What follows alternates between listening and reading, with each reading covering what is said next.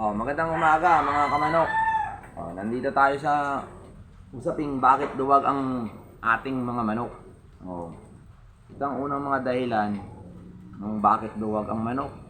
Nung bata pa sila, binubuli yan. Binubuli ng mga kapatid. Siyempre sa kulungan, maliit. Inapubya siguro. Yan ang mga dahilan.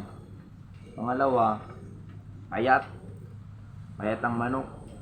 Dapat pag mga 4 months na siya in 1 week, hulihin mo na, ikulong mo na siya para masanay. Tapos ang gagawin mo, paligo sa umaga, purga sa gabi, tapos antibacterial mo 3 days. Pagkatapos noon, ang patuka mo na doon, Enerton, Platinum, saka crack corn. Yun ang hahalo mo dyan para bumulto ang katawan. Wheat feeding. Tapos haluan mo ng vitamin pro umaga hapon.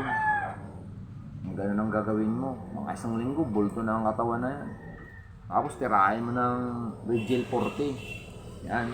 Tapos Bilamil. Untian mo na ng Bilamil, mga 0.2, mga 0.2 lang.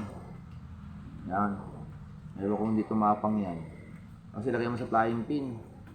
Huwag mo na itali kasi may mga kasama. Pag walang mga kasama ay nakakawala, yung pwede mo itali. Baka takot sa mga inahin na matatapang. Tapos himas-himasin mo.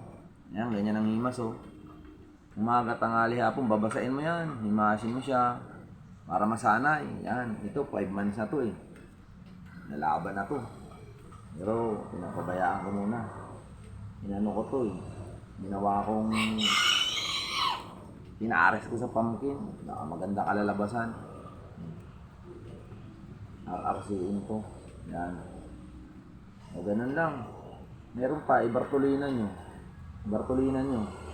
Para wala siyang makita. Samahan ng babae.